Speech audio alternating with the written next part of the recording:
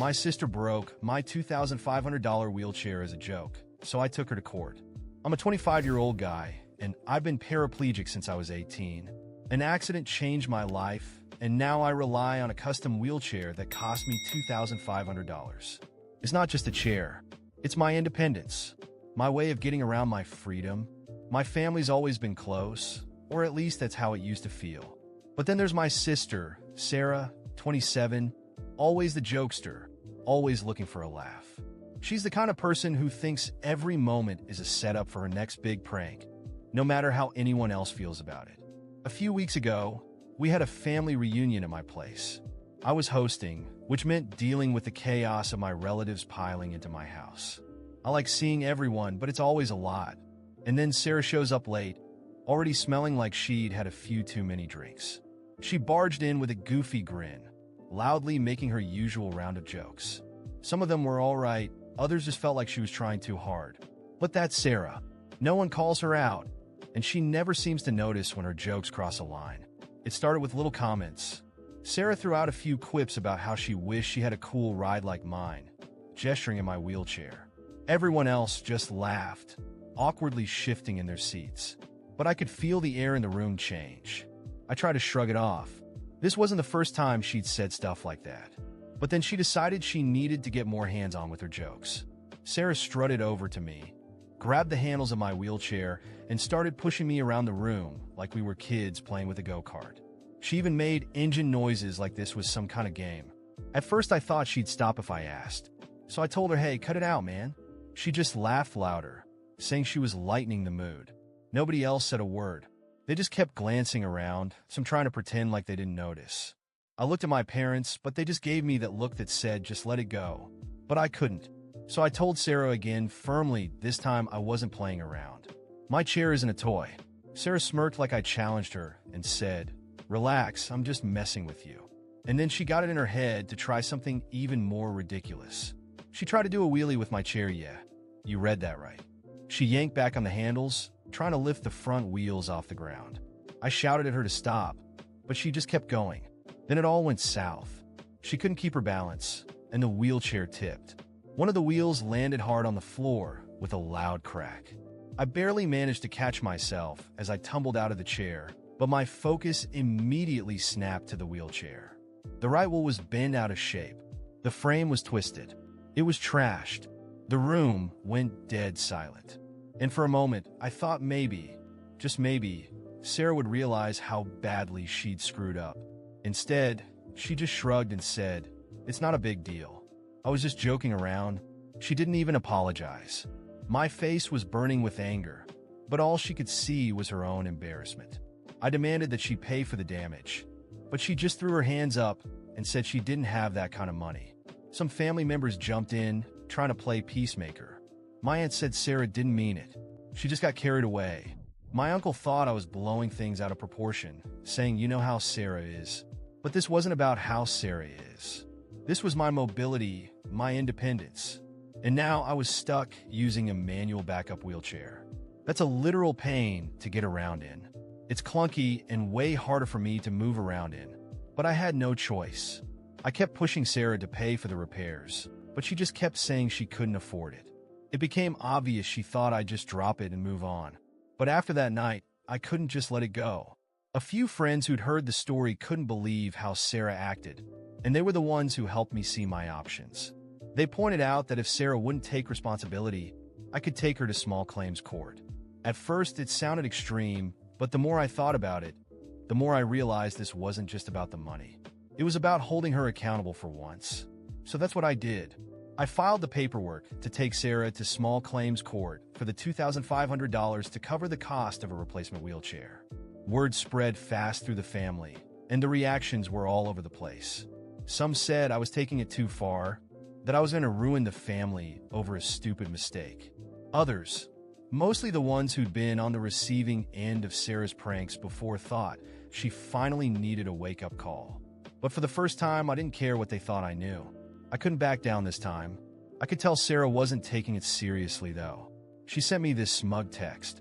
I knew taking Sarah to court wouldn't be easy, but I was determined.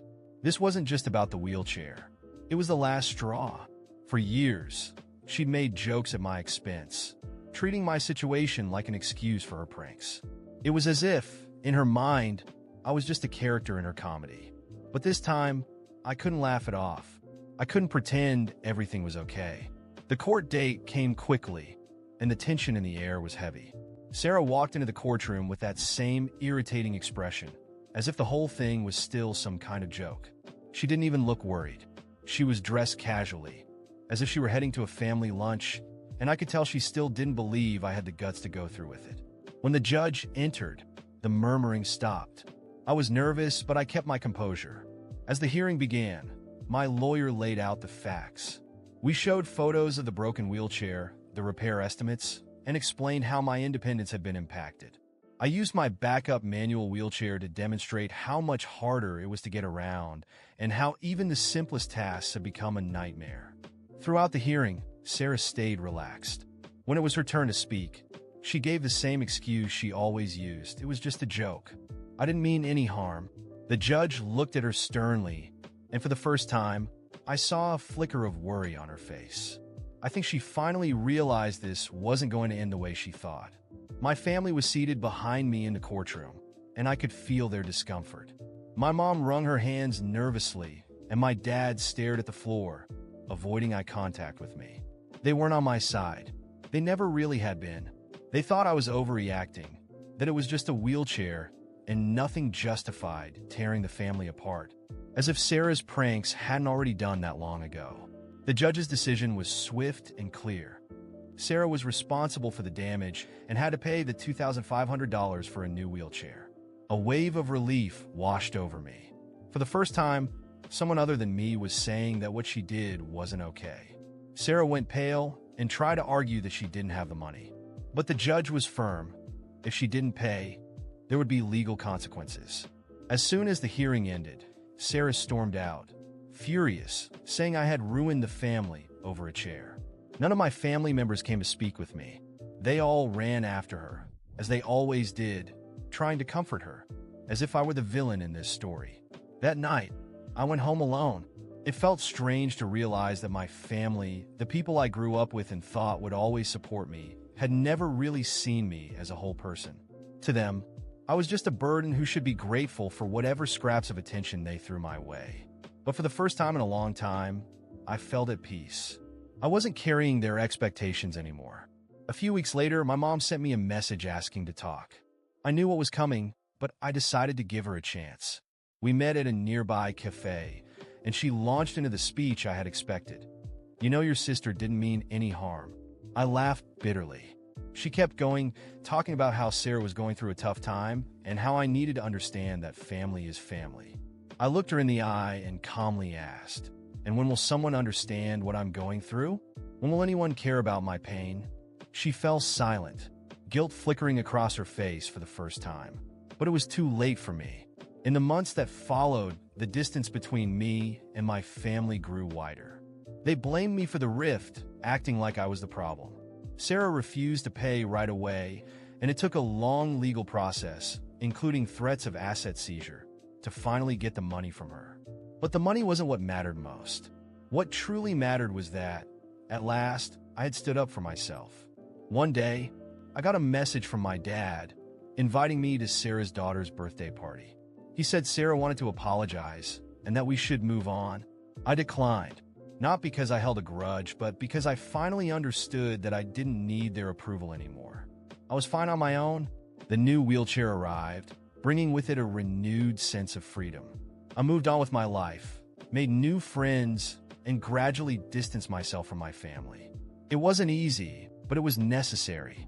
They never understood that this wasn't about money or jokes. It was about respect, something I had learned to demand, even if it meant rolling through life on my own.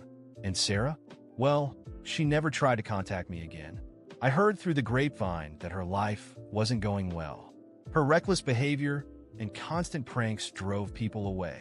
She lost her job, and her boyfriend left her not long after. Maybe, just maybe, she finally learned the difference between a joke and a humiliation. As for me, I kept moving forward. And for the first time, I didn't feel the need to apologize for being who I am or for demanding respect. If there's one thing this experience taught me, it's that family isn't always the people you share blood with. Sometimes, family is the people who choose to stand by you and respect who you are. And I finally found that. Months passed since the court hearing, and although I initially felt relieved, the aftermath was harder than I expected. I knew things wouldn't be the same with my family, but the isolation that followed hit me deeper than I imagined. Still, I came to realize that some decisions, no matter how painful, are necessary for peace of mind. This fight wasn't just about the wheelchair. It was about respect and autonomy, things I never thought I'd have to demand from my own family. During this time, my mom tried to reconcile with me several times, always saying the same thing. You know, Sarah didn't mean any harm. But the problem wasn't just how Sarah is. It was about how everyone always excused her behavior, no matter what damage she caused, even when it was something as vital as my wheelchair. The lack of empathy hurt the most, and I knew that for my own well-being, I had to distance myself, not out of anger, but out of necessity. Months after the court's decision, Sarah finally paid for the wheelchair, though without any apology. The payment came as a bank transfer. No message, no words. That was her way of saying, in her mind, that it was over. But for me, the real closure didn't come with the money.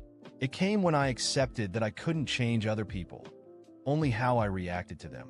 With the money, I purchased a new wheelchair identical to the one she had broken. Receiving it felt like regaining a part of myself that had been taken away. It wasn't just a means of getting around, it was my freedom. I could go out without hesitation, move without struggling, and live without the burden of the old manual wheelchair that had made life unnecessarily difficult. The sense of freedom returned, and with it, a renewed sense of purpose. I started seeking support outside my family circle. I joined disability advocacy groups and made friends who truly understood what I was going through in ways my family never could. These new connections showed me that I didn't have to fight every battle alone, that there were people who would stand by me and support me. Slowly, my life took on new meaning. I enrolled in assistive technology courses and began giving talks on independence and the importance of demanding respect. I found that many people, like me, were struggling to be seen and heard in a world that often dismisses our experiences. Becoming a voice in that space was empowering and healing for me.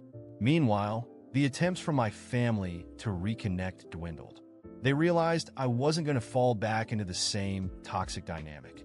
My dad made one last attempt, inviting me to a family gathering, saying that Sarah wanted to apologize and that we should move on. But I knew that conversation wouldn't bring the change I needed.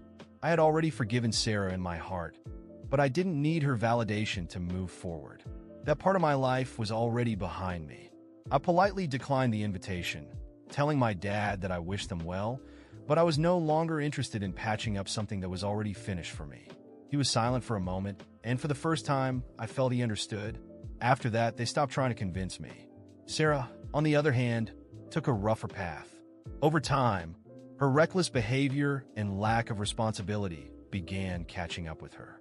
I heard through the grapevine that she lost her job after making an inappropriate joke at work, and her boyfriend left her soon after. It was sad to see her spiral, but it was her journey to face, not mine. I could no longer carry the burden of her choices. As time passed, I found happiness and peace. The emotional scars were still there, but they no longer hurt the way they used to. Each day felt like a step toward a fuller, more confident version of myself. I learned to celebrate the small victories, going out for coffee on my own, working on new projects, and most importantly, being at peace with my decisions. Looking back, I see that the court hearing was just the beginning of something bigger, building my emotional independence. Life isn't simple, and the people we love don't always treat us the way we deserve. But the most important thing is learning to value yourself, even if it means letting go of certain relationships along the way. As for my family, I hope they're doing well. I hold no resentment toward them anymore. I've learned that forgiveness isn't about accepting or forgetting what happened. It's about freeing myself from the weight of that pain. And that's exactly what I did. Closing that chapter was an act of self-love. And Sarah, I hope she finds her way and perhaps learns something from all this. but I no longer need her approval or anyone else's. I am enough, just as I am, and that, more than anything, is the real closure I've been looking for.